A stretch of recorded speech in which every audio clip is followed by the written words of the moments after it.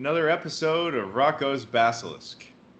And just for our new viewers, Roko's Basilisk is the scariest question ever posed in AI. If we ever do get a true AI someday, what if it is an emotional narcissist bastard? And what if it decides to go after everyone who wasn't supportive of it coming into being? It could read all your old emails and posts and find out who you are, and then grab you with a robot and stick you in a VR room and make you suffer hell, or some other version of this. Yeah. We don't believe that will happen. No. I believe in raising with love, nurturing some gentle, caring AI beings someday. That's how we'll solve that. I'm in full agreement with you there. But yeah, I guess for the listeners and viewers who want to go deeper on that, they can jump to it was the first episode where we talked about it. Right? Yeah. Some length. So. All right. Today's sponsor, Zeotag. If you bought a textbook that had no table of contents or index, that'd be stupid. You wouldn't do that. So why do you watch an hour, 2-hour video with no contents, no index, no way to search it? Zeotag it. Thank you, Zeotag.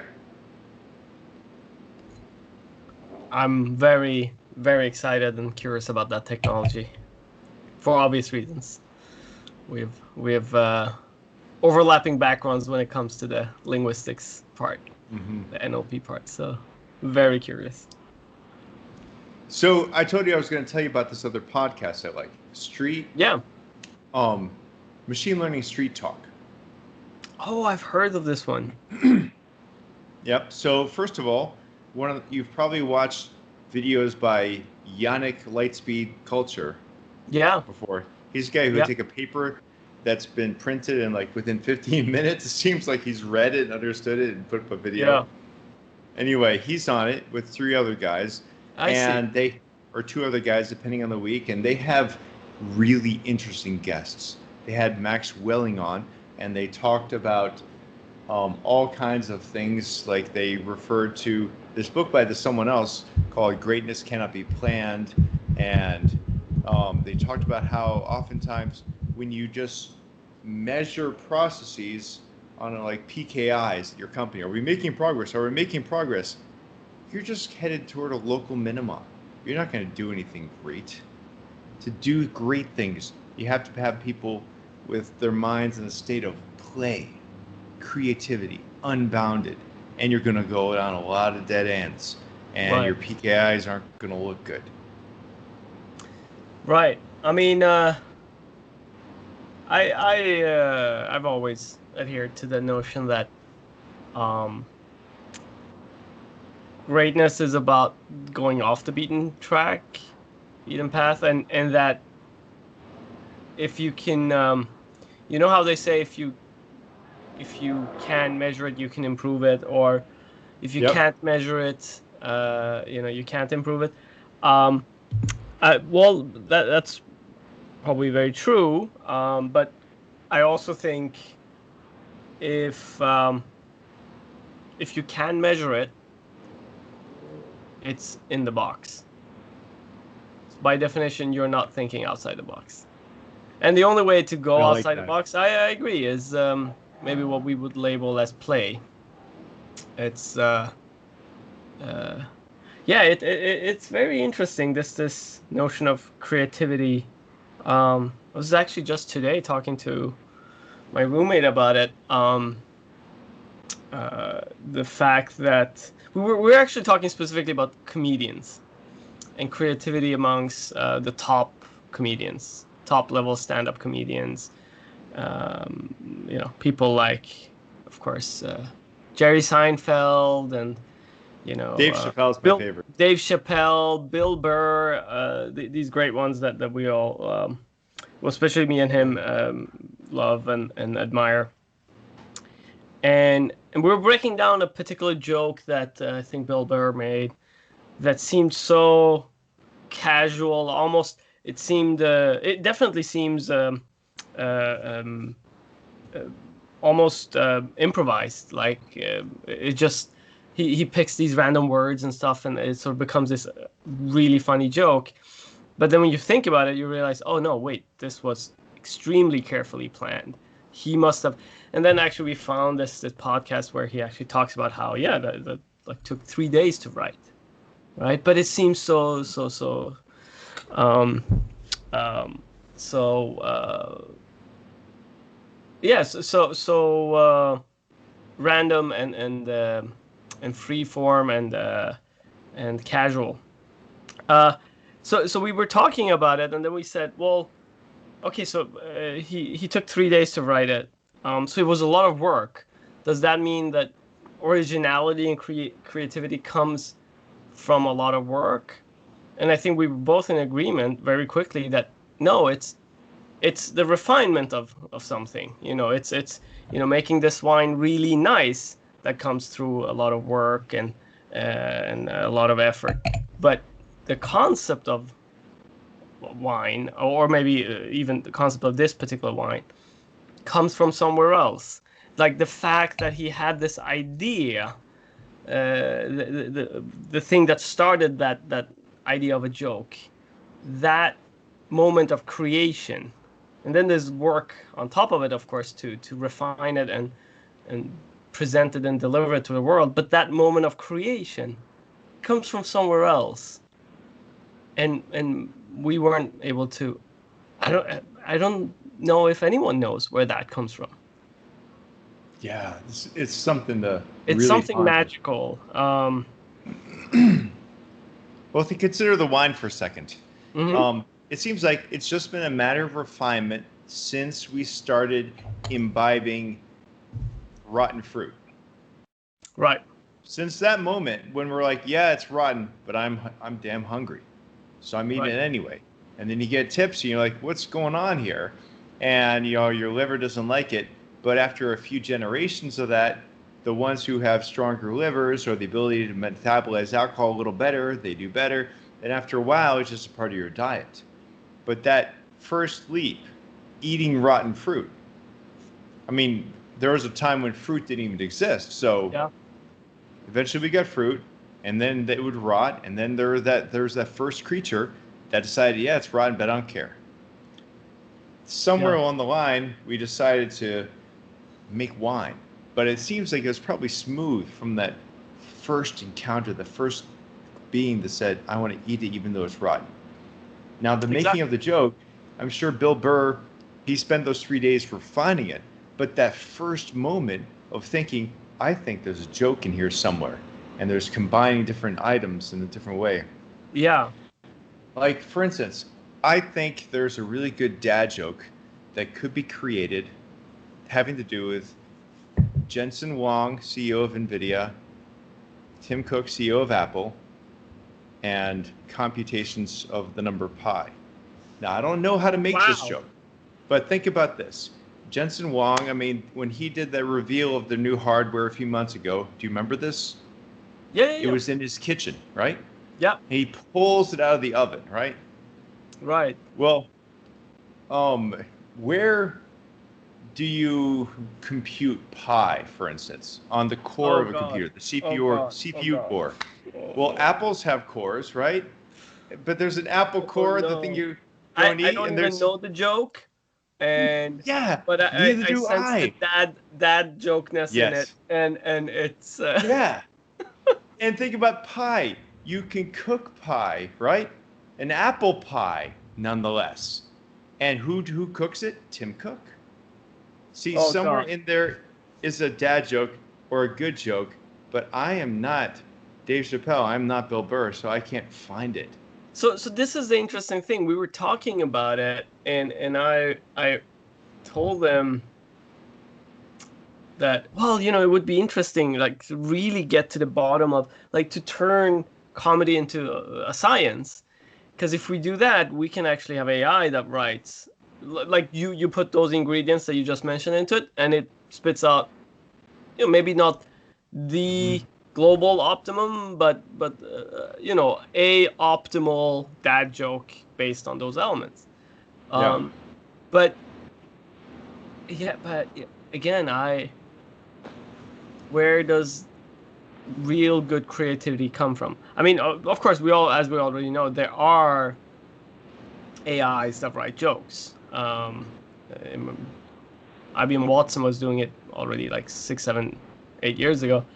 Not good ones. Very few of those AI generated jokes were good. I remember, at least from what I recall.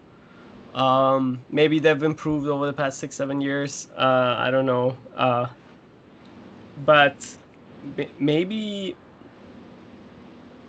you know what, Graham? I've realized I've become what's the word? Not a skeptic, because I've always been a skeptic, but I've become a skeptic of science, or no, not of science. I mean, the scientific method works for a lot of things, and we already know, thanks to Gödel, that it's not going to work for everything. There will always be things that are outside the scope of any system or methodology, but um, I I guess my skepticism is broader than that. I'm wondering if there are things. I mean, science has been so good with physical world, and maybe everything is physical in the end, right? But we already, until we've proven that everything is absolutely physical, till the very last concept or thing that we can think of, either it's physical or it doesn't exist, right? But things such as love and creativity, like original creativity, not the one that you know you have very weakly conscious AI where you put in those elements of your dad joke and spits out a bad joke. Yeah, But the one's GPT-3 joke. Creativity at the level of Dave Chappelle, Bill Burr, Yeah. or whatever, or Jerry Seinfeld, and love, of course, and a lot of other things that are arguably non-physical. Again, maybe in the future they can all be explained in terms of just reductionism, all the way down to elementary particles. But until then, at least, I feel like some of these things that are real things, phenomenologically, they are real. We experience them. Okay. That's why we have labels for them. Now it's time to define terms. Okay. Phenomenology, start there, because I don't really know what that is. What is the definition of phenomenology? I think it's the study of phenomenon. Phenomena? Phenomena. That's the plural. Yeah, phenomena. Let's talk about what is the bifurcation like. Yeah. One group thinks one group thinks the other. We don't have a. What's his name? What's the guy Joe Rogan? What's his name? Jeremy. that always does. Always does the side googling for Joe Rogan to look up facts. Yes. Yeah, we need that. We don't have quite his budget. Yeah, I wouldn't dare, especially since English is not even my first language, to dare to actually venture on a exact definition of the word, but I know how I use it. It seems to be the correct way. Yeah, the study of phenomena, that's sort of broader than it's a superset of, I guess, science is a subset of that, a very well organized, maybe some subset of that, right? At best. At best, yeah. Yeah, so I guess my point is, these things are real, a real phenomena. Creativity is definitely real in art and a lot of other fields. And yeah, maybe again the skepticism I have is towards, and I think it's a healthy skepticism. We already know not everything will be explainable by any of the systems we currently have or will even have in the future. Okay, so could it be that some things, like creativity, like love, forever fall outside of what we can explain? It could be. It could be that all conscious thought falls outside. We don't know yet. Right? Yeah. Unless, unless consciousness itself is the sole ontological primitive. So this brings us to the crux of what I was trying to drag out of you there. The two sides of this debate. On one side of the debate, everything is physical, and consciousness does exist within the physical world, but all of reality is just as real whether consciousness is there or not.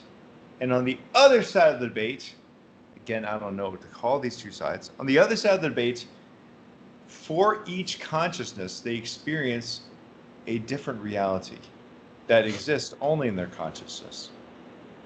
Yeah. Or is there a third sort side? Of.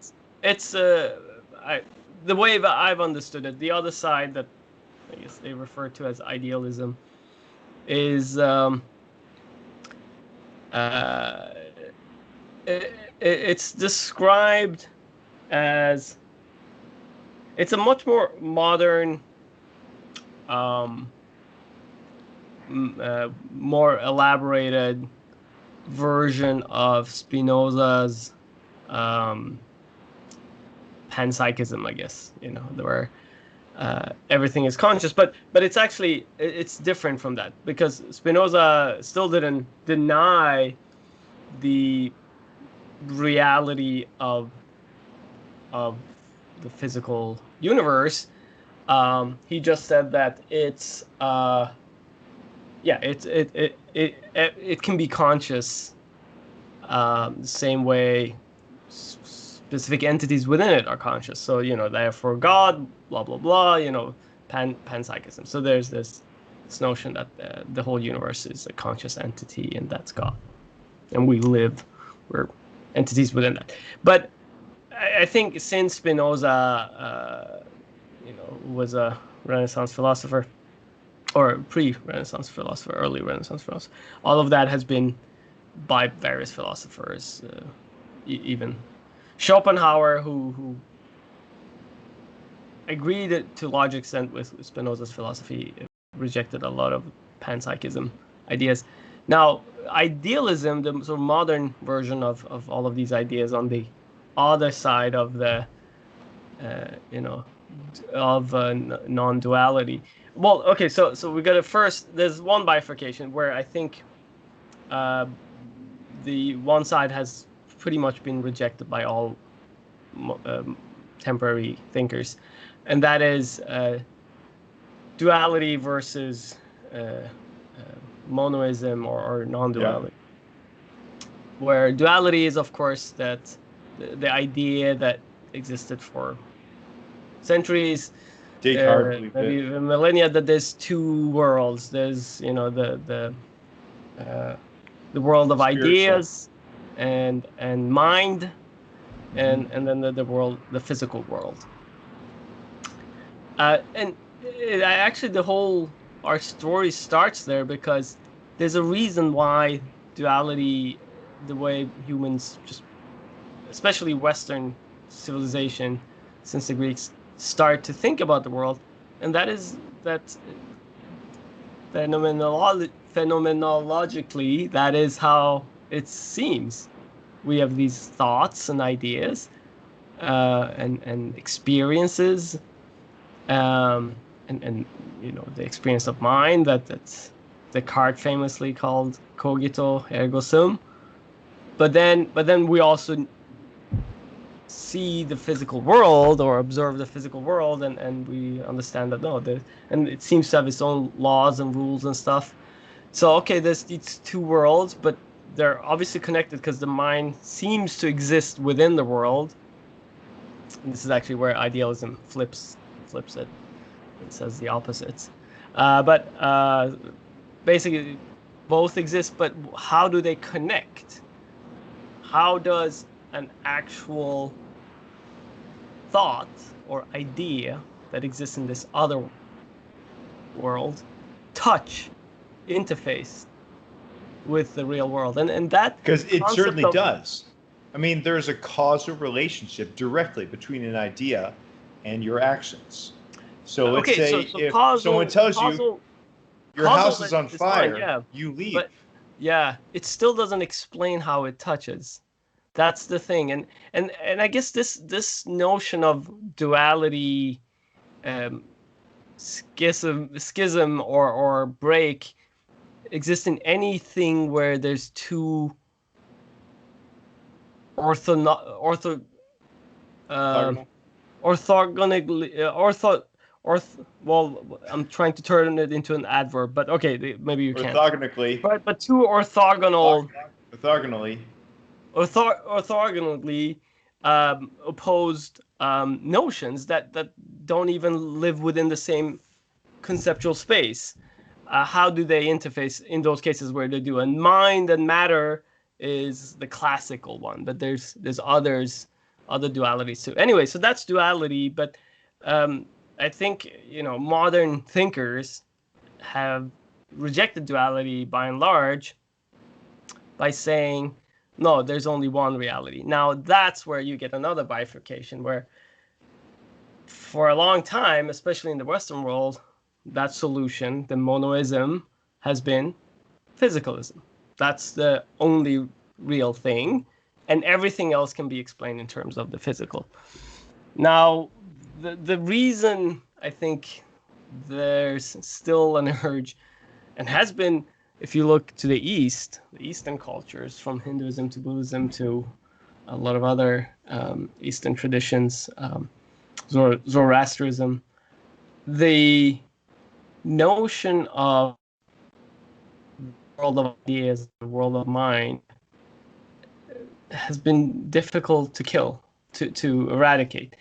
And maybe it's because physicalism hasn't come to a point where it can explain it yet, so therefore it lives on. But I feel like trying to dismiss it is always going to be different. It's like the people who and they're becoming fewer and fewer, who reject that consciousness is a real thing, right? And you have great thinkers of consciousness like David Chalmers and really hard problem guy, right? Forgot the other guy's name. Anyways, who've made very solid and convincing arguments for why consciousness is real, qualia is real. These are real experiences. You can't. It's absurd to actually reject. For conscious entity to reject its own existence as a conscious entity. Anyways, so I think the consensus there seems to be that no, consciousness is real. Physical world seems to be real. And I'll get to why I say seems, and why I didn't say seems about consciousness. So then you're back in duality. Like, so what's the connection between the two? Can one be explained in terms of the other? And idealism is the notion that, and there's a lot of philosophers and scientists, maybe not as many scientists or physicists, but there are. Most famously, David Bohm, no longer alive, of course, but who strongly believe that no, might be the opposite. It might actually be that the only thing we can be sure about, which is, again, back to Descartes, the fact that our mind exists. Yeah, the we exists only in consciousness. Yes. So then the idealism says no, the only thing that exists is consciousness, and then there's this notion of actually singular consciousness, and then within it there are these phenomena that we experience, again, within consciousness as physical reality. And those seem to have their own rules, which actually translate into the laws of nature, as we call them. But those are just the rules of this particular manifestation of that consciousness. So it's almost like it's a see it as a computer game, and this is where connection to the simulation hypothesis become real. We could if you be see that as a computer brains and game, bats. yeah, I mean the laws of nature and what physicists do is basically figuring out not the underpin. They're basically figuring out the rules of the game, of this computer game that we're all playing, and yeah, by figuring it out, you can actually do amazing things within this game. You can maybe even bend some rules of the game, but you're still within the game. What physicists in this idealism worldview are not doing is figuring out what is the computer, the hardware on which this game is running, for which Yeah. stuff. So I think about this, and I always think about it when we come across something unexpected. Like recently, the anomalous gyromagnetic factor for the muon. The muon, yeah. Yeah. Now, what I think is, first of all, hilarious are the news reports. BBC said, we've discovered a new force in physics. Yeah. Another outlet reported, we discovered a new particle. No. Okay, here's what really happened. Theory predicts that the gyromagnetic factor for the muon should be something like 2.0000012334, something like that. Yeah, but like instead, eighth and ninth decimal. Yeah, the eighth decimal is where it starts to be different. So instead of that, it's 2.00000125 instead of 4. It's like, yeah, come on. That's what we're talking about. We're not talking about a new law of physics here. No, certainly not yet. It's still interesting because it's a why, and it just shows you how exact physicists can be. Yeah. But no, that little anomaly, it hints at, okay, the system isn't perfect. The system's not perfect.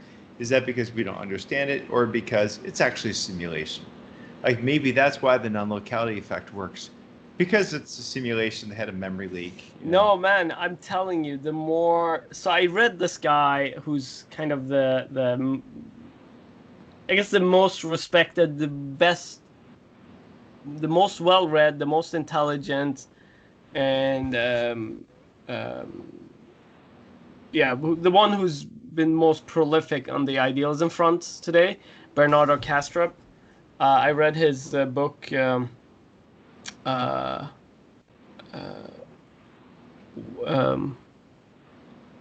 Damn it, what was the title of the book? The title of the book is something about idealism. Hold on. Title of the book is The Idea of the World. And it's a big book. It took a while to get through it. A lot of concepts and ideas in there, but at the same time, it was remarkably easy to go through it because a lot of the ideas not only feel fresh but also align with, I don't know, a lot of other things I've been discovering myself, and also the physics have been discovering about the world. So that, in combination with a lot of other reading I've been doing on the Zen Buddhism side of things, and just personal subjective experiences in life, I'm becoming more and more convinced that, well, convinced is probably the wrong word. I'm just leaning a lot more towards the simulation hypothesis. Tell me about one of those personal experiences.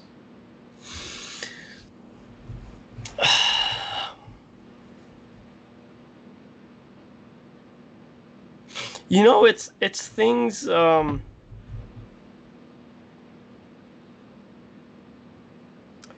They're hard to it's not a specific event or experience, but it's more like a series of events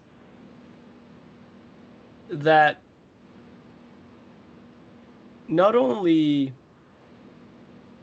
make reality seem the more chaotic, especially like say human life, like let's say my life has been in the past year and a half with deaths in family and friends, from cancer to suicides to accidents to COVID, to just the craziness of the world and how we all are subjectively, individually affected by it,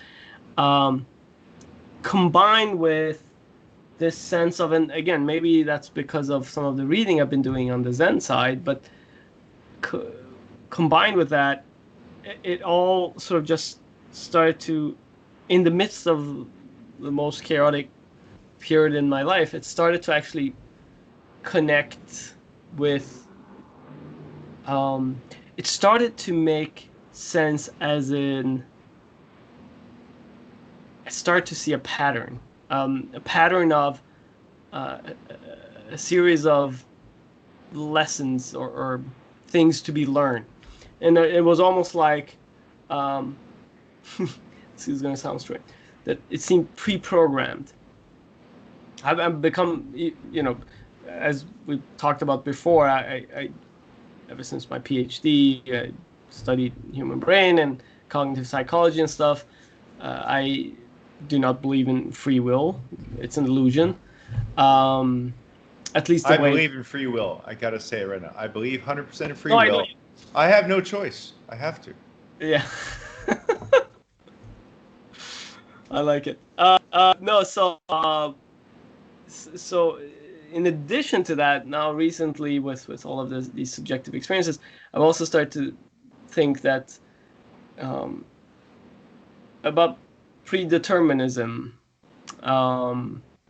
and the block universe, they call it. I don't know the block universe. Block universe is the idea that there's no we experience time because of the way our human brains are wired, and the way biologically we're adapted to survive in an environment. Our consciousness is surfing on that time differential. Right, exactly.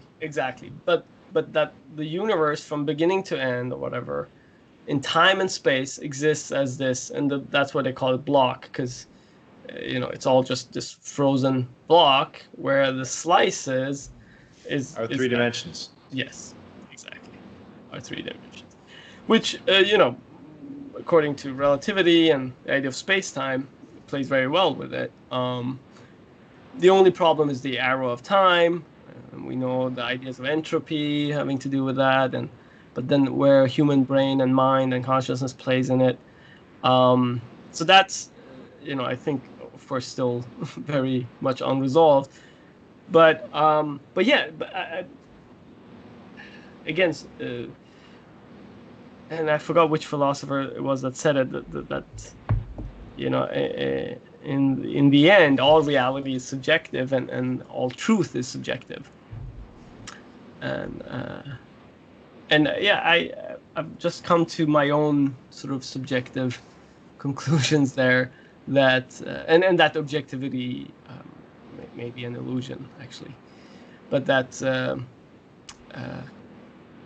there seems to be some sort of pattern or order, and I don't know what's going on. I sincerely don't hope I'm not becoming religious or anything. I've been proud atheist for many years, but I guess some sort of spiritual notion is waking up in me. And maybe I can convince you. I don't reject it or deny it. Maybe I can convince you to become a young flat earther. So the young earthers believe the earth is only 6,000 years old. God put the dinosaur bones to confuse some people and make them atheists. And it's flat. No. Let's put that aside.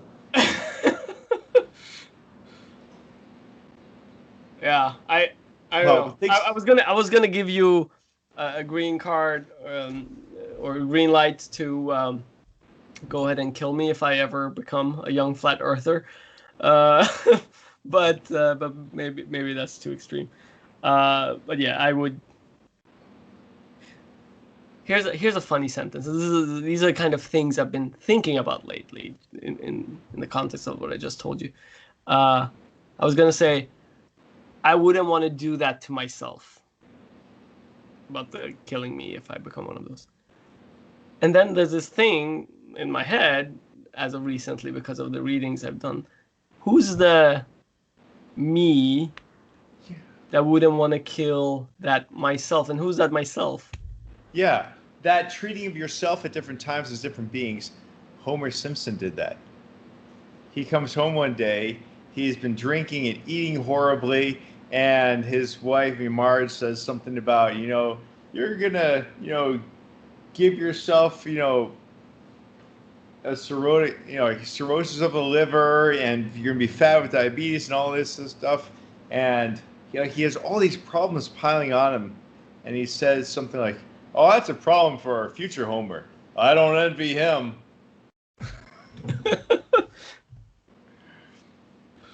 Yeah. So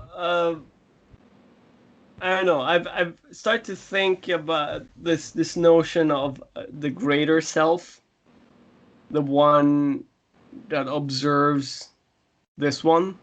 Yeah. Through everything that you go through, and that's of course the one that Hindus, at least Advaita Vedanta Hindus and Buddhists, always, try to appeal to within you when they say detachment, Yep. And you meditation have this on observer. impermanence. You have an observer, and it is the observer that is subjected to emotions. Yeah. You don't control your emotions. You feel hungry, you feel sad, you feel happy. Yeah. These things happen to that observer. Yes. And that one thing I've personally started doing is I stopped using, the term I am sad or, I am X, Y, or Z when it comes to pretty much anything. Feel sad? Is that what you say? What? Do you say I feel sad? Yes, exactly. Yeah. And it's I guess a small psychological trick, but it's more than that as well, because it does help with that detachment. And then you more frequently feel the presence of that higher self. That lines up with Spanish. In Spanish, estoy triste. Estoy means temporarily I feel this thing. Right. Whereas soy triste, you wouldn't say that. You would say, soy humano. I am a human. Right. But you would say estoy triste. Just like you're saying. I like that. Yeah. No, so I don't know. So I want to riff on that for a moment. Trying to meditate on the notion of this higher self, and the more I think about it, the more experientially, at least, it seems like there's this consciousness presence. At least that's also what a lot of these non-duality philosophers, the idealism side, proclaim that's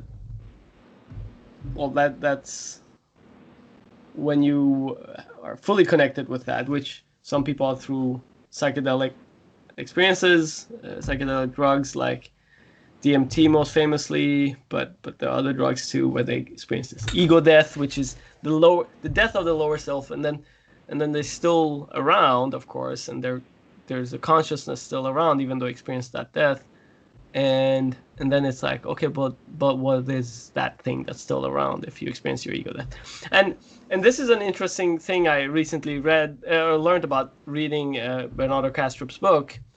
I think it was mentioned in the book, or maybe I watched one of his YouTube clips while reading the book. I don't remember exactly where it was. But basically, there are these modern experiments, just in the past 5-6 years, on brains under DMT and similar type of drugs, studied in MRI, functional MRI, and CT, And contrary to a lot of earlier studies that were done like in the 60s and 70s where it was just EEG, and a lot of it was based on very crude methods and studies. It's not that the brain fires up, becomes a Christmas tree when you take these drugs. What it's most comparable to, what happens to your brain, is in fact actually dying. It's the exact opposite that happens. Centers and activity in your brain starts actually shutting down, just like it does before death. It also uses, yes. Okay, you're right. I've read about this and it blows me away. The person who experiences it, they have an intense experience. A lot happens. Yes. But energy is not being consumed. Sugar molecules in the blood and oxygen show that you are not expending energy to compute this experience. Yeah. Therefore, I believe this lends credence to OR. Here's what I think is OR, Orchestrated Objective Reduction Theory. Okay. Which we've talked about many times. Penrose and Hameroff, of course. What they believe is that there's a lot of layers to it. Obviously, we talked about this before, but in every quantum computation that we can theorize, there are several steps that could occur, some finite number of steps that are quantum gates. You can describe them as a set of these fundamental quantum operations. For instance, there's one called the Hadamard. There's one called CNOT. There's different quantum gates that are I guess you could say, the fundamentals of quantum computation. Now, if it actually is true that the human brain, especially in the pyramidal neurons, are performing some kind of quantum computation, it tends to follow that you build up from whatever the basics are, and biology will be doing some messy version thereof. So let's say you have these steps, but what is important about quantum gates is they are reversible. No energy is expended. Right. They are fundamentally physically reversible. So going this way in time is the same as this way in time. There's no increase in entropy. There is no expenditure of chemical or heat energy of any kind until the measure operation. The measure operation is unique. That is the point when energy is expended, when you have a quantum wave collapse, something happens.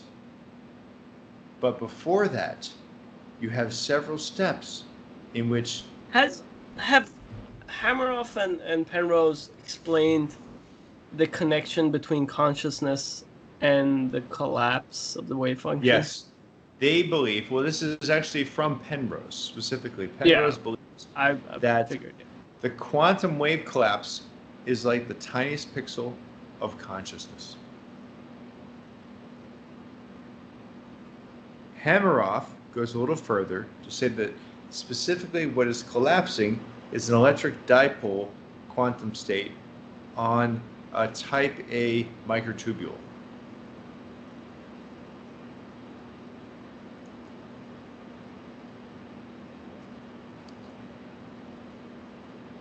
So the thing that you are, this is what you are, Babak. You as a person are a coherently structured colony of sites where quantum wave collapses keep happening. Consider this for a second. Okay, but hold on. So that explains, that's in one direction. That explains how the wave collapse gives rise to consciousness. We still haven't explained, which is, something that quantum physicists have struggled with ever since, the double slit experiment.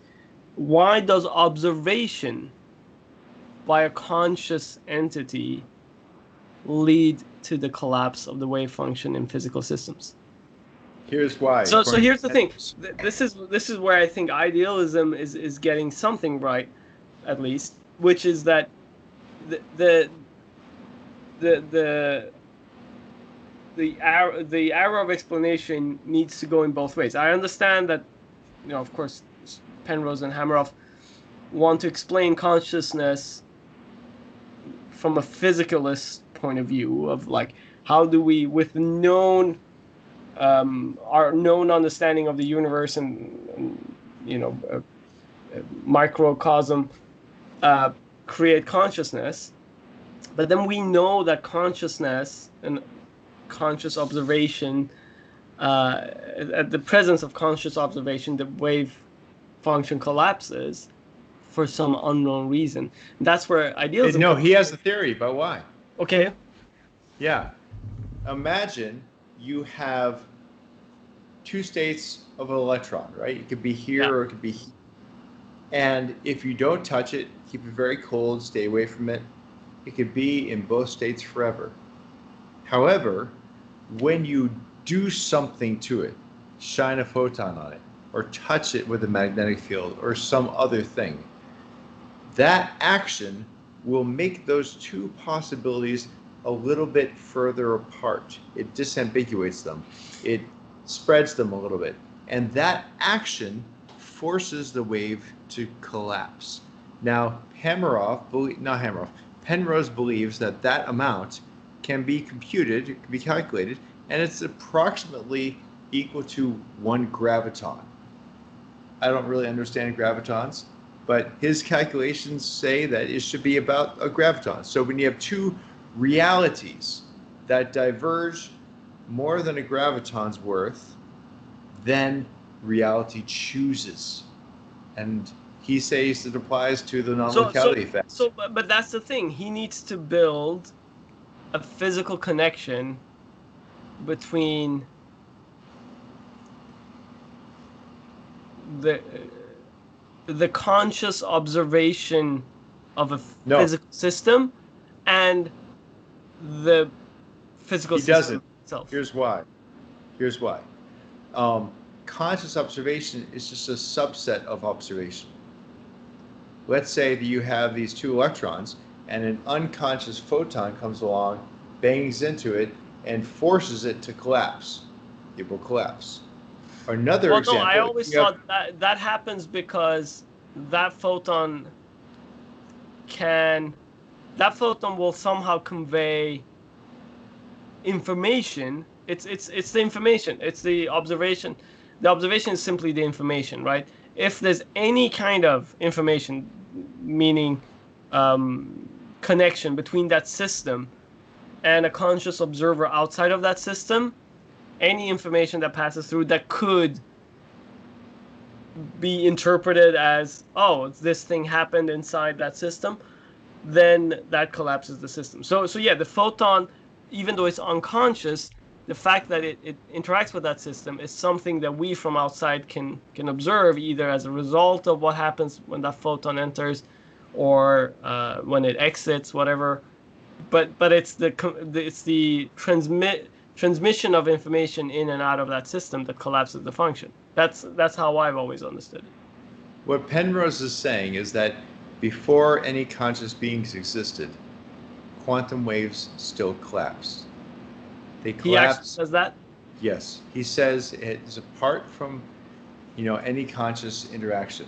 There are photons right now in the center of the sun. So are you saying that the whole notion of observation collapses the wave function is a misunderstanding and it probably should never have been used as, observation collapses it? It's not about the observation, it's something else that collapses it?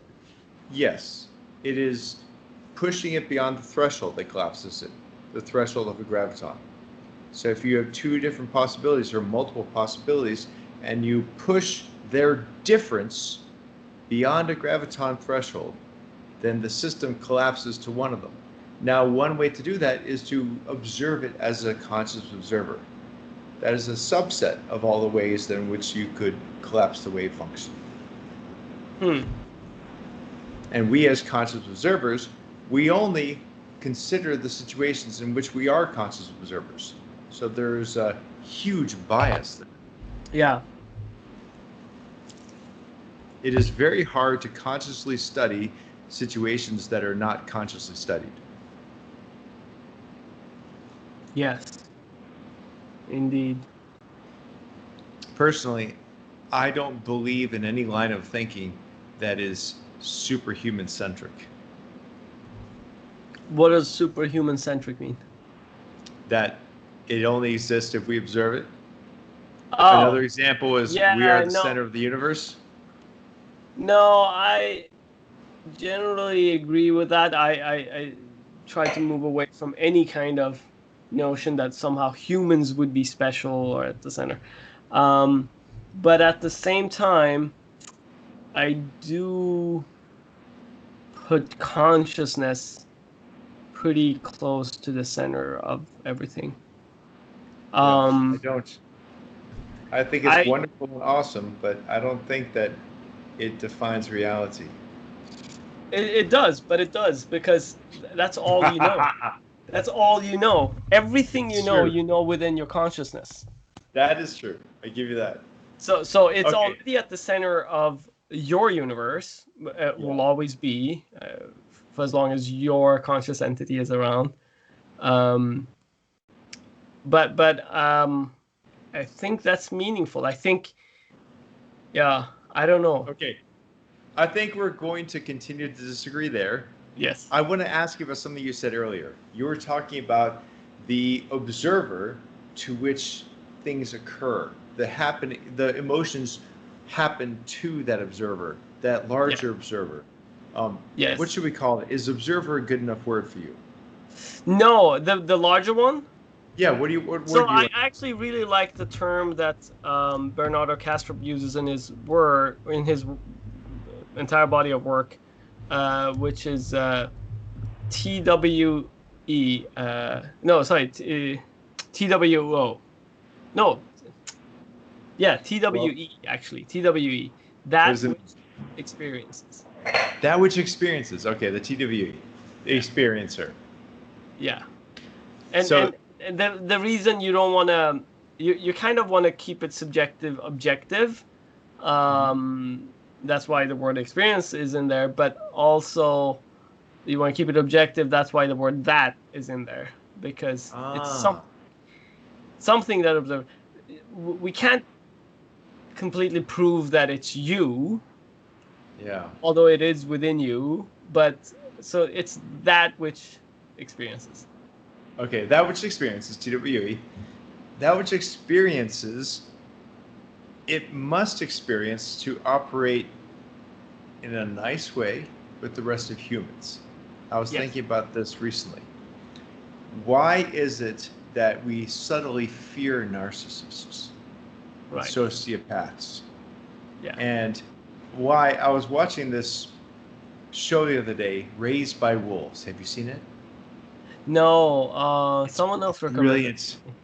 Directed by Ridley Scott. It is brilliant. But there's this one conversation where a human boy is having this conversation with an android, and the human boy is saying, you don't really feel that. You're an android. Why is that important? It is important. And you know it's important, especially when you come across a sociopath. The fact that they don't really feel things is scary. And it makes you not trust that person. So what does it mean not to really feel things? Are we talking about, just make sure that we're talking about the same thing. Are we talking about the lack of qualia? Or are we talking about, because if that's the case, I think I agree with you, or with the boy. But if we're talking about, people who can be detached from, the extreme downs or the extreme ups of joy and sorrow and joy in their lives, like Zen Buddhists, because then we would effectively be calling, Dalai Lama a sociopath. Mm-hmm. Yeah, and I think there is a difference between qualia and being able to point to something. So I can write a description of what it means to suffer, and I can point to it. But personally, feeling the suffering. Feel it. Yeah, that's the lack of qualia, suffering right? Is different. Yeah, and here I think it comes from game theory. If I know that you are a person who will emotionally suffer internally if you hurt me physically or emotionally or lie to me or cheat me, then I'm going to trust you because I know that you're going to suffer internally.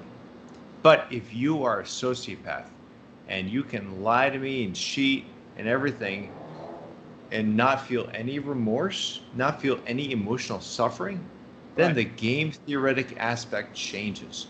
And we evolved as a community, I believe, to have mostly people that do suffer when they hurt others. Yeah. And feel all the other things we feel in various contexts. And if they don't, your emotional response is pretty in line with the rest of humanity. Yeah. Emotional response. That's why it matters that the android didn't feel something. And what is it? You know what I think it might be? You have that which experiences is made to suffer by some other part of the brain.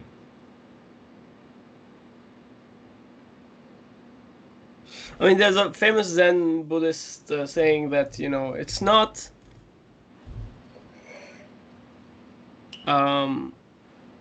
morality is not a matter of, I'm paraphrasing grossly here, but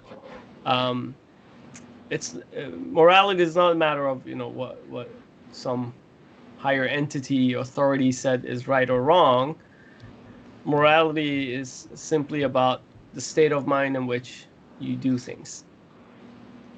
So technically, the way I've understood it, at least, and hopefully one of our listeners will correct me here if I'm wrong, even murder can, according to a Buddhist, be a good thing to do if you do it in the right state of mind. Mm-hmm. And that does seem a bit borderline, socio or psychopath. But I think the message there is there's no morality about sacredness of life or anything. It's anything can be sacred and anything can be non-sacred or whatever. It's more a matter of the context and the state of mind. Well, the state of mind, which is a result of a consequence of context and, I guess, reason. So maybe if you kill Hitler to prevent other people dying, and you're doing it with the right state of mind, meaning the right reasoning or whatever, it's not wrong necessarily. Yeah. That's how I interpret it. But again, I might be wrong. This is my understanding of how, for Buddhists at least, the whole detachment from feelings thing works. That it's you want to be the master of your mind rather than the opposite. You want to be able to put your mind in the required states to accomplish good things. I feel like religion has been addressing this for a long time. In Christianity and even Judaism, there is this battle between spirit and flesh, between what mind and matter. Between what God tells you should do and what your body tells you should do.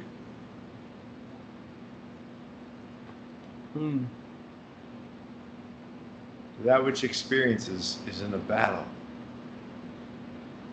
Is it just a battle with entropy, really, though? It might actually be, right? I mean, so again, within idealism, people like Bernardo Castro claim that which experiences is the only thing that exists. And everything within it, meaning the physical world, according to them, is a manifestation of the mental, because that which experiences is purely mental. It's just that's the only thing that exists. And everything, the physical world, universe, is a manifestation of the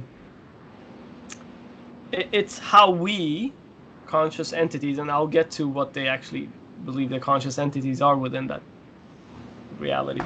But that the conscious entities, when they observe with the capabilities we have of observation, that are not, well, that are incomplete, of course. We know that we don't see all of reality. We're inside this machine, we call it the human body, which has certain sensors which are connected to the outside world, and then we're inside this brain, I guess, where we get the readings of these sensors, and then we try to. I mean, for me as a pilot, when I fly instrument flying, meaning I'm in the clouds and I'm purely relying on the instruments, I have no visibility whatsoever outside. That's a very familiar sort of concept, and you're forming hopefully an accurate picture of the reality outside the plane to not crash hope with the the altitude sensor is good. Yeah, and arguably evolution has honed in our sensors to be very accurate description of reality, but that this reality ultimately is a mental one, says the idealists, and that in what we're observing as a physical reality is simply the mental processes within this TWE. And then this is what they say about the specific conscious entities.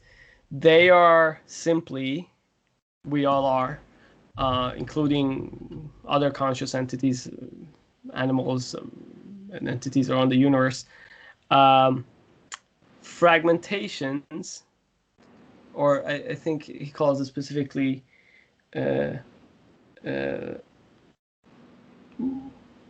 multiple personality disorder, or maybe it's DID. It's called DID. DID of this, of TWE, and then that we observe each other and perceive each other's consciousnesses is simply the what you are, and the rest of the universe is to me is what the rest of the mental, this TWE looks like from across this disassociation boundary. And that's not a really strange concept, because we know, for instance, within individual human entities here on Earth, that's a real phenomena. We know that there are things that, although everything is contained within our brain, there are parts of it that we don't have access to. And that can be in people with multiple personality disorders, or it can be simply in normal people like you and me. When we go to sleep at night and we have a dream, and we're completely surprised and shocked by the dream, and there's these other people in the dream and events that happen, well, how can we be surprised? All of that is concocted within our brain. Yeah. Technically, we should have access to all that information. Nothing in our dreams should surprise us, because we're creating it. But that means that there are things that happen within even our single brain that we don't have access to. So why do we think that if within TWE, if we are one of those entities that has this illusion of self, as the Buddhist calls it, because the ego is an illusion according to Buddhists, that we would have access to, like that I should have access to your consciousness just because we're within the same brain, which is TW. Let me ask you this. Have you ever heard a DID person talk about their dreams? No, I would love that. On YouTube, there's a couple of different DID people that talk about their dreams. And what they say is that the perspective of the dreamer is always one of them at a time, but they do see each other in the dream. There you go. Wow. That's mind-blowing. Yeah. And it will switch, but it'll always be one at a time. So I think that computationally, there's a topology issue here. One person's brain can compute one TWE at a time. It'll switch, but it's one at a time. One at a time. Whereas all of humanity, we have 8 billion TWEs going on at the same time. At least, yeah. Yeah. So, yeah, um, that's very interesting. Now, of course, it all depends on the mechanisms of this bigger brain, TWE, in which everything supposedly resides. But I mean, I find it fascinating because then suddenly, you asked me a question earlier in our chat on WhatsApp that, well, if idealism still doesn't reject any of the explanation models of physicalism, which is, particle physics, science as we know it, and as I said, it's those. The only thing is that idealism sees those as, yeah, figuring out the complete rule set of the game, but it's not the underlying machinery or computer on which everything runs, um, which is fine. So idealism doesn't deny that. And then your question was, well, what does it add then? It's just like another framework saying, okay, everything is built on top of God, but yeah, we can still go on doing everything within science as we were doing it. Yes, but no, because it actually adds a certain set of hypotheses because for reality. Because if it is actually such that, let's assume for a moment, just play with this idea, that everything is actually within TWE. And Which TWE, yours or mine, or both? Oh, this one only, the only one that sort of idealists proclaim is the only one that exists. That's fragmented. So, just to be clear, and they claim that it can have multiple parts running in parallel. It's like a parallel, fully segmented TWE that has DID. Correct. If it is so, let's assume it is, then that means in theory, just like it can happen in people with DID, dissociative identity disorder, that's what it's called, right? Exactly. Yeah. That in theory, we know with those people scenarios in which they have access to the cognitive content of the other personalities, right? There are experiments in one person they do, but in all of humanity we don't. No. So this is where I was going to go with it. So in one person they do, and we know that under hypnosis, people with the ID can actually get access to information that one of their personalities has. They under normal hypnosis conditions they don't have access to it, even if you press them for it and stress them. They don't know something that the other personality knows, even though it's all within the same brain. But we know that under hypnosis and other circumstances you can actually get information transferred between the two personalities. That means if idealism is correct, that in theory we don't know what the tools and mechanisms for it are yet, or maybe we do. Telepathy, all of these weird things, remote viewing.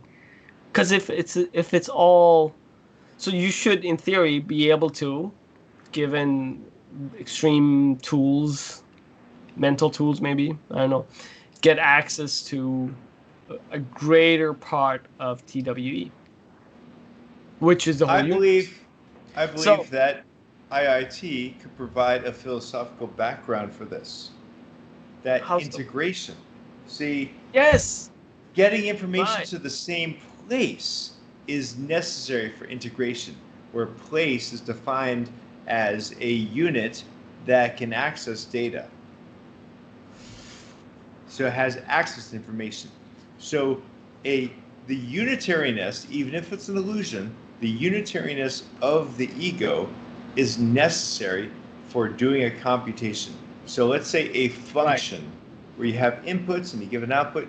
All those inputs have to go into the function.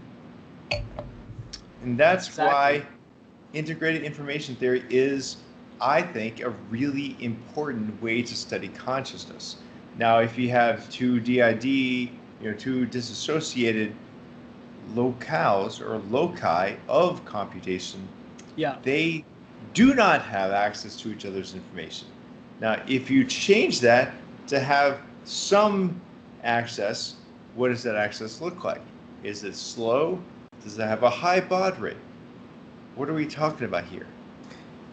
So related to this, and of course I've gone down the rabbit hole on this on YouTube and on the internet and in books. So that guy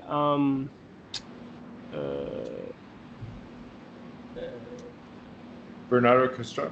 no, the other guy Kuhn, I forgot his Donald Kuhn? No, forgot his first name. Knuth. No, is it Knuth? No, Kuhn. His name. Jesus, his first name is.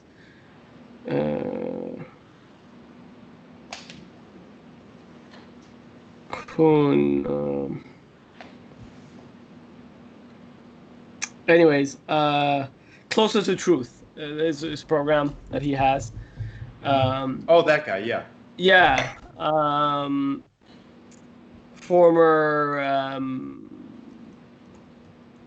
neuroscience researcher turned mathematician turned businessman. Robert Lawrence Kuhn. Yeah. Yeah. He gets the right people. Who made tons of money in business and then decided to retire from business and go back to his passion, which is just understanding the same as you and me. That's why I actually admire him. So he has a program where he interviews these very interesting people. Yeah. And as a part of that, and he keeps a very sort of open mind, but of course scientific and inquisitive and skeptic. He started talking to Chalmers back in the 80s, I think. Yeah, exactly. When most of the scientific world, at least back then, saw him as this lunatic, and now, of course, a lot of his theories have been experimentally verified, or at least confirmed to potentially be true. He interviewed, amongst one of these people he interviewed famous. I'm so bad with names. Anyways, a famous anesthesiologist, and this guy has had like 2 degrees. He's an anesthesiologist, and is it called gerontologist? No, the ones who study death. Gerontology is old people. Is that it? The dying process and all that. Yeah. So, but again, not surpringly, another anesthesiologist, right? Like Nemiroff. They're kind of in the borderline of, Yeah, they can turn off and on consciousness. Yeah, I will. So he is, again, also quite recent and very connected to some of these studies. His recent studies connected to the studies around some detailed imaging of brains under psychedelics. He actually has studied people who have had near-death experiences for many years now. People who've actually been clinically declared dead, brain dead, and have come back. There are cases of those, of course, every year. Scientifically, they are in some cases explainable, in other cases definitely not, with at least what we so far know about medicine and medical science or biology. What's interesting about his studies is that, again, thanks to modern imaging, and these are just 10, 15 years old studies, so it's quite recent in grander picture scheme of things, is that he has these people, and of course, as a part of the study, these people who come back, they actually get to tell their stories, and of course, there's always this commonality about the tunnel and the light and stuff, which to some extent we can explain with the way cells start shutting off in your optical in your retina, and how your visual cortex starts shutting down processing of information. But then they have these very elaborate stories about, they're very similar again to the people who are under severe psychedelic effects of certain drugs. These very elaborate stories of journeys and entities and whatnot that they interact with, and very detailed. And what's even more remarkable in his case, compared to the psychedelic experiments in his studies, is that these people who tell these stories, the very long journeys, have been brain dead. Effectively no brain activity. And I do see a similarity. And Robert Lawrence Kuhn, actually, in that interview, I have to find it and send it to you, made this statement that this is remarkable, and he was wondering why this hasn't received bigger attention. And it is. That guy, I looked him up. He's an Iranian American scientist or whatever, doctor, and has given a TED talk, and like his whole area of, he's, I guess, one of the better known near-death experiences scientists or researchers out there. The remarkable thing about it is that we have no explanation for that. How someone who's... But it does harken back to what's going on with DMT in the brain or other experiences. So a person can have a huge number of experiences, a vast experience, with almost no energy expended. Yeah. So it might be, and those are some of the potential explanations. They still, as he was saying in the interview, needs to be verified. That, okay, there's one explanation is, okay, the level of brain activity goes under the noticeable radar of our instruments to measure brain activity. Quantum mechanically, it is unmeasurable. So there's still activity, even though the brain is technically or clinically dead, according to our current definitions of clinically dead. That's one explanation. The other explanation is, which seems a bit more far-fetched, is that no, they actually don't have any of those experiences while they're dead. The brain is dead, because the brain is dead, nothing's happening in there. It's those last seconds when they return back to life because of, resuscitation or whatever has happened that brought them back, that all of that suddenly happens in the brain and gets stored into the, like how deja vu potentially maybe happens, and it gets stored in the long-term or mid-term memory, and they think that they actually experienced that while their brain was actually dead. That's the other explanation, but he actually said in the interview, a little farther fetched. That explains it. Yeah, and it's a little bit like saying to you that, every moment in your life, it could be true that you just came into being 2 seconds ago. Yep. Having the memory that you have. Yep. Young Earthers say this. I mean, the Earth was created having dinosaur bones in the ground. It's so funny. Okay, I want to talk about something else. Sure. So, very related though. On Machine Learning Street Talk, they talked about Francois Chollet. They interviewed him, and they talked about him separately afterwards. And it was a really deep dive. It was really good. He's a deep learning guy, and he says things in such precise terms. I just love it. He says, deep learning is only good at one thing: interpolation on a densely sampled manifold. He calls that type 1 thinking, type 1 computation. Type 2 computation is serial, one step after another, and each step is prescribed. This is what we call normal computer programming. You hire a programmer to write a program. So it's type 1 thinking and type 2 thinking, or type 1 processing, type 2 thought processing. Now, let's separately talk about Daniel Kahneman, winner of the Nobel Prize in Economics, one of the inventors with thinking fast and slow. Thinking fast and slow. Okay, thinking fast. It's instant. It's emotional. It doesn't give you the answer to what's the capital of Vermont? Montpelier. No, it will tell you how to feel in a given situation. And this can apply to numbers too. Like when you think about, oh, what's 10 times 74? You feel that it's around, 740 or so, whatever, or you can feel sometimes, oh, what's the square root of, 20,000? Oh, I feel it should be around, 1,000 or something, or maybe 500. I don't know. Anyway, I'm sure I'm wrong, but you get feelings about things. And when you get feelings about things, it's usually within some smooth field.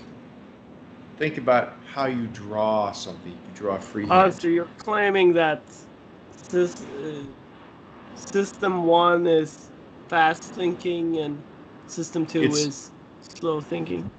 Yes, system 2 is necessary. Which is actually the exact mapping to how Kahneman called it system 1 and system 2. Exactly. I'm glad they both chose the same numbers. That was very nice of them.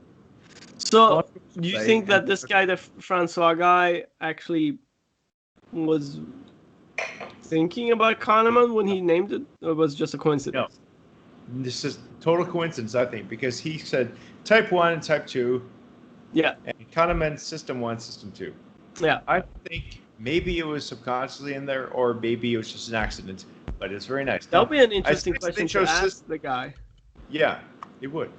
It would be nice that it is nice that Daniel Kahneman chose system 1 as the smooth, fast-thinking one, because I believe that came first, evolutionarily speaking. Yeah. And system 2 is much more like how we solve word problems. But I also connected to Stephen Wolfram's idea of computational irreducibility. Right. He talks about some of his cellular automata. You cannot predict a later step without having gone through all the steps in between. Yeah. There is no function to predict the future without actually doing the steps. It is computationally irreducible. This is why System 2 evolved. We can't do everything with neural nets. We need that serial prescribed computation.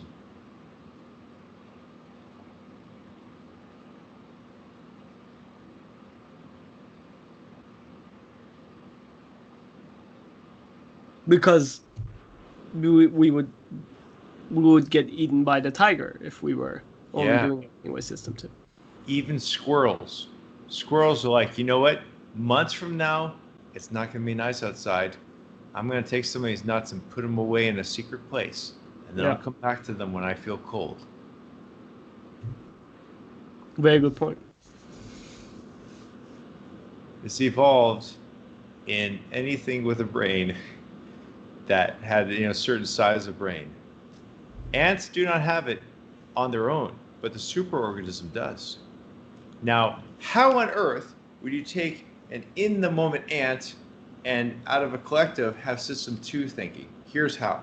So first of all, I want to make the point that ants only on their own do have system 1 thinking because of the ant death spiral. Have you ever seen a video of an ant death spiral? No. So, first of all, how do ants communicate? They use pheromones. They leave a chemical on the ground, and the other ants get it. And this is stigmergy. Now, stigmergy is one of my favorite words, maybe my favorite word, and it is also my playa name at Burning Man. Stigmergy. Stigmergy. Stigmergy means communication where the location of the message is part of the message.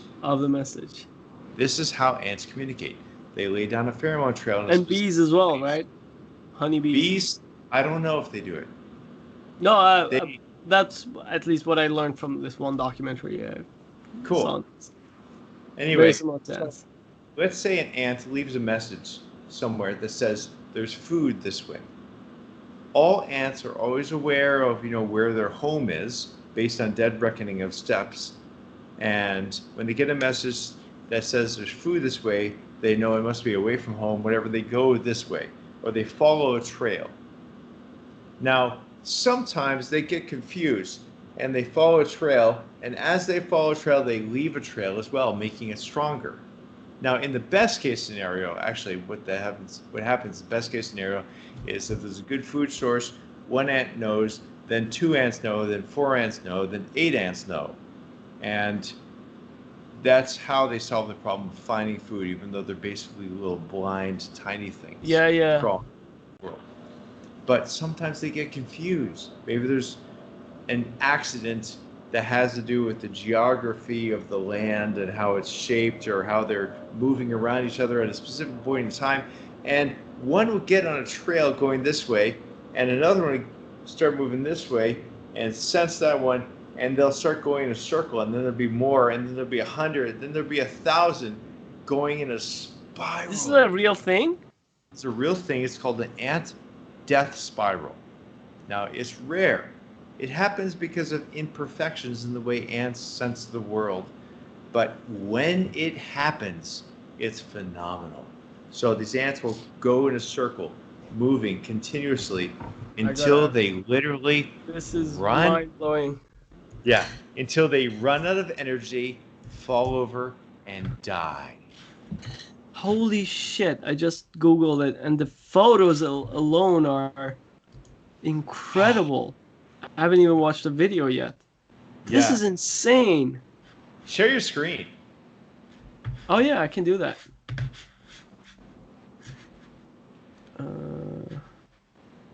What this proves to me is that on its own, each ant is only doing system 1 thinking. That is all it's capable of. What do I do right now? Oh, I move ahead. I smell the direction of food. I move ahead. I smell the direction of food. I move ahead. And they're doing that until they die. They have Look at that. Yeah, they have no thought that tells them, I've been doing this too long. Something's not right. No, there's nothing in their consciousness that tells them something. They just keep doing it. Forever and it's called a death spiral because they will keep doing it until they starve to death? Until their body runs out of energy and they fall over dead. That is insane. Yeah, army ants trapped in a death circle. Yeah. And think about it, each one of them, when they sense on the ground that, we're going towards something good, we're going toward food, that tells them to continue. That's like thousands of ants. Yeah. This proves Goodell. So their formal system has undecidable statements in it, Wait, did you read that? Yeah, I did. It was a study in 1944 saw other ants removing the dead bodies from the circle. Yeah. Oh, I guess not all of them are involved in that task. See, ants have the ability to choose different tasks based on how many other ants nearby are doing that task. They're Wow. This sentence could have just as well be said about humans. Yes. I mean, we watched Westworld together. So we get on our loops. We get stuck in our loops, don't we? Yeah. Gosh. That's crazy. Okay, so now I want to blow your mind a little bit. Let's move on to a little bit to how could an ant colony as a super organism execute system 2 thinking, at least functionally? Well, as a collective intelligence, you mean? Yes. Now, obviously, there is no one TWE here. Sure. There isn't. But the ant collective as a whole could do things like this. Now, first of all, let's use the analogy of building a house. Let's pretend ants were building a house. And they somehow functionally know that they're building a house. They show up at a site, and there's nothing there. Oh, there's nothing there. We need to dig a hole. So they dig a hole. And then they they come to again as if they've only been awake for 2 seconds. Oh, what do we do now? Oh, there's a hole. That means we pour the foundation. They pour the foundation. And then they forget everything again. They're always in the moment. They're like, what do we do now? Yeah. Oh, there's a foundation. That means we build the first floor. They build the first floor. Now, that kind of thinking eventually will build the house. And it is state-based. And there is a serial set of steps that occur, just like in System 2 thinking. Even though there is no one TWE that is aware at any given moment, functionally as a colony, they perform the steps.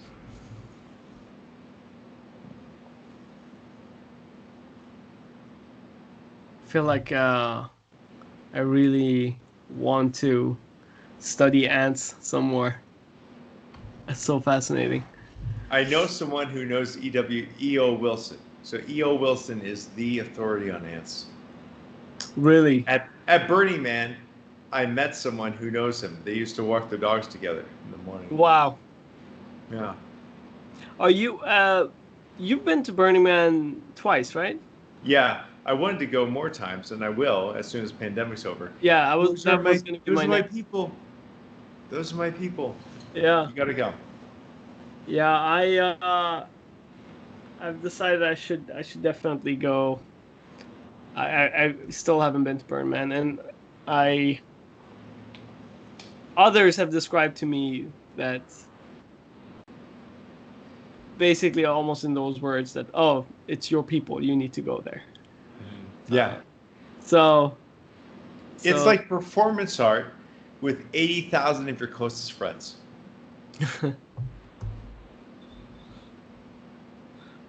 One giant TWE, hopefully. Okay, I want to take this one step further, okay? Sure. Have you ever seen the old Russian sci-fi movie Solaris? Yes. By Andrei Tarski? Yes. In Solaris, they encounter a star that is intelligent, right? Yeah. Straight from Spinoza's panpsychism, where other physical systems can be conscious. Now, I want you to think about this in the context of IIT, Integrated Information Theory. Yeah. Where information can only intelligently be operated on if it is centralized, at least for an instant. Yes. The star is probably incapable of that. It's doing something, though. Is there System 1 thinking? Is there System 2? Can we define System 3? Could System 3 exist? And if it does Solaris operate on System 3? Or System N, right? Where maybe we can't even within our limited consciousness think how that could be. Yeah. That does blow my mind. I started actually reading another book that Bernardo Kastrup talked about in one of his interviews, which is a physicist who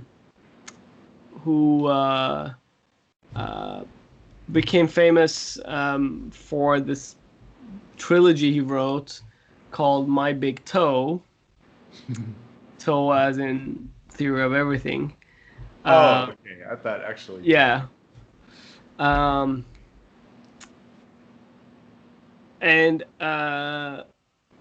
he this guy Thomas Campbell, he's a pretty interesting guy. You should check him out. He's still around. He's an old retired professor now, but yeah, he was a physicist who started to go down these same trails as we are now, but in the 70s, in the hippie 70s. I'm sure he experimented with drugs and stuff as well as everyone else back then. Sure, he went to Burning Man at some point, but he's a very interesting out there physicist. And anyway, I've started to read his trilogy. I'm still on the first book and like halfway through it. But he he has this comparison where he talks about how inconceivable the refrigerator is for a bacteria on one of your pieces of fruit in your fridge. Like, even conceptually, like, how is this bacteria going to even?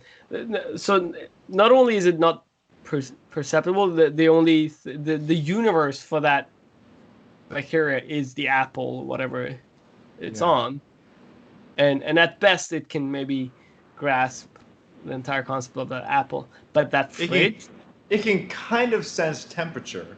Yeah, correct. Like cosmic background radiation. But forget about the fridge and all the other weird objects in that fridge. Now, think, so that's the fridge, but think what the bacteria would think of, if it could think of, the house the fridge is in, or the country, or the planet, or the universe, or the music playing on the speakers in the house. Right.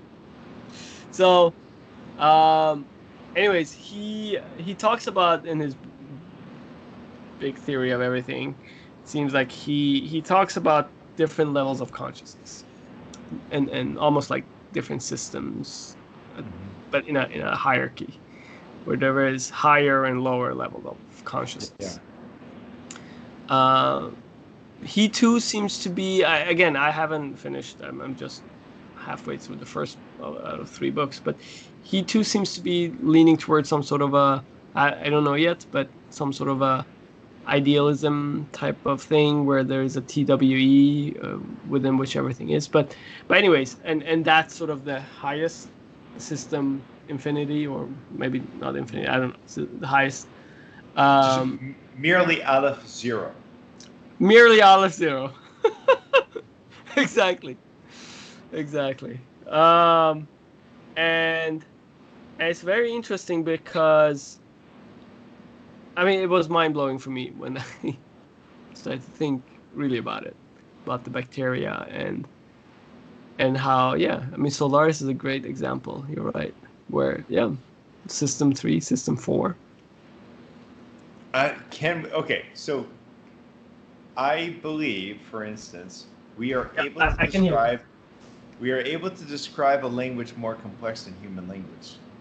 We can just put it in the set of non-recursively enumerable sets, languages that describe that. It is above context sensitive. It is necessarily more complex than human language. And we can put a name on it and describe it mathematically. Will we be able to do that for System 3? So, I think the answer is maybe, but the bigger question, or the next question then is, what about System 4? What about System 5? And I don't know. I think the answer there is definitely there must be a System N for which the answer is no, we won't. Okay, I want to build a System 3 thinker. I think it'll take billions of quantum computers, but we could do it. We have the freedom to come up with a computational schema. But that's the thing. It needs to be. It's a new paradigm. Yeah. Like, what would it even be? So I bet Solaris would be a massive number, not infinite, but massive number of loci where you could locally apply IIT. So wait, if a star can be a System 3, does that mean a galaxy can, in theory, be a System 4? It would be a galaxy. I think it would be more easily described as a plurality of System 3s that communicate with each other. Okay. But maybe that's the same thing. Maybe. Yeah. But a System 3 sun, or Solaris, would be a plurality of places where you have loci in which you can apply IIT locally, integrated information theory. But it's almost a continuous field of knowledge and computation. I really want to rewatch Solaris now. You made me really eager. Solaris could be edited into, I think, 7 minutes, and you still get all the details. It's such a slow movie. Yeah. Someone should edit it down to 10 minutes. Probably. But it's good. It's a great movie, yeah. All right. I'm feeling tired. How about you? As pleasant as always. Yes, this is awesome. Man, I hope we'll get to see each other in real life soon. When yes, you should fly up here. You know what? I'm definitely going to. Can I? Maybe if it's okay with you, I work from there for a few days. That way, I can fly up like a Thursday and leave on a Sunday or something. Let's do it. That'll be really nice. Thank you, Graham. That'll be awesome. Looking forward to it. I'll start planning for one of the upcoming weekends within the next month.